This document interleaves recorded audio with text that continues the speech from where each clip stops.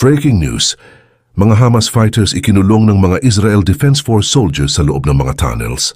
Nabiktima ng sariling booby traps ang Hamas, malawakang operasyon ng IDF upang sirain ang mga tunnel ng Hamas. Ang IDF ay hindi papasok sa mga tunnel, ngunit gagawin nila ang mga tunnels na mga death traps sa Hamas. Nakahanda na ang Israel na simula ng malaking operasyon nito, laban sa pinakamalaking shield ng Hamas sa gitna ng digmaan. Ang mga engineers ng Israel Army ay nagsimula ng malawakang operasyon upang wasakin ang mga tunnel ng Hamas na nasa Gaza Strip at sa ilalim ng kanilang kontrol.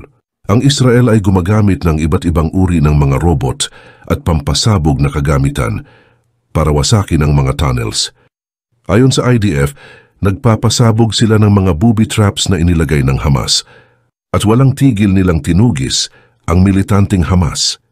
Ang mga tunnel sa Gaza ay naging mga bitag ng kamatayan para sa Hamas, ayon rin sa isang senior Israeli officer sa Southern Command. Siguro nung una, ay nagawa nila kaming harasin, saktan kami sa pamamagitan ng pagpapaputok mula sa mga entrance ng tunnel. Pagkatapos nilang magpaputok, nagtatago agad sila sa tunnel. Kaya medyo nahirapan kami sa umpisa.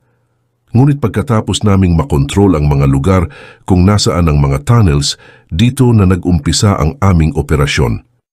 Papabagsakin namin ang mga entrance at ang mga tunnel sa kanila. Ito ay magiging isang death zone.